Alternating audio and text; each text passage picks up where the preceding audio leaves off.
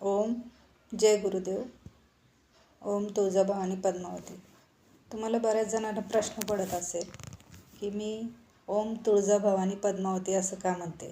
तर याचं कारण असं आहे की मला बऱ्याच वेळा की जेव्हा मी पहिल्यांदा परडी हातात घेतली तेव्हा मला त्याच दिवशी पद्मावती देवी दिसली.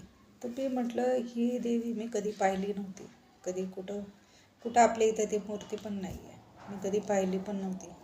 ही कुठली देवी दिसली मला, हे मी बरेच वर्ष मला ह्याचं काय रहस्य काही कळलंच नाही. माझ्या घरात नेहमी नाग निघायचे, नाग बरेच वर्ष निघायचे. मी काळूबाईला गेले तरी नाग निघायचे, काहीतरी मी अडचणीत असले तरी नाग घरात निघायचे.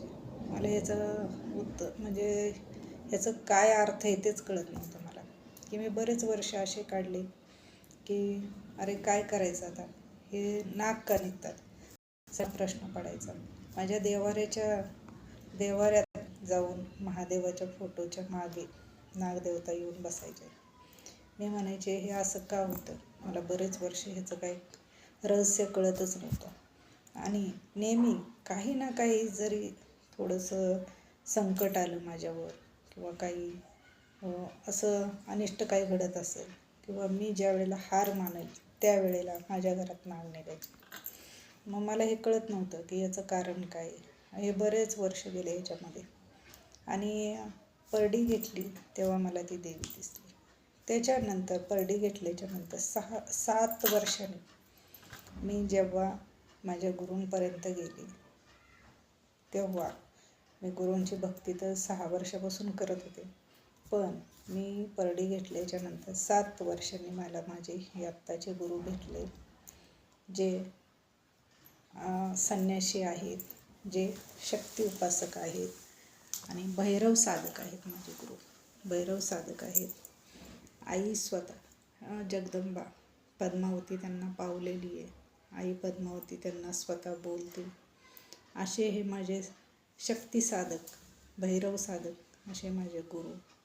तर मी तिथपर्यंत जेव्हा गेले तेव्हा मी तिथं पाहिलं तेव्हा जे पद्मावतीची मूर्ती होती तेव्हा मला कळलं की ही देवी होती.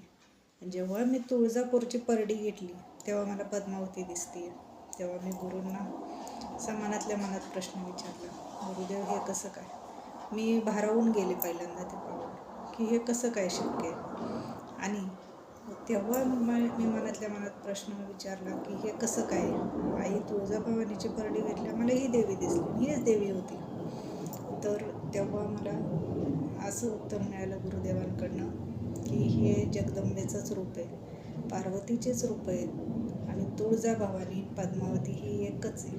पण आपल्याकडं हे अजून कोणाला ह्याचं एवढं ज्ञान आलेलं नाही आहे किंवा अशी प्रचिती आलेली नाही आहे म्हटलं तरी चालेल. तर ती प्रचिती मला आलेली आहे.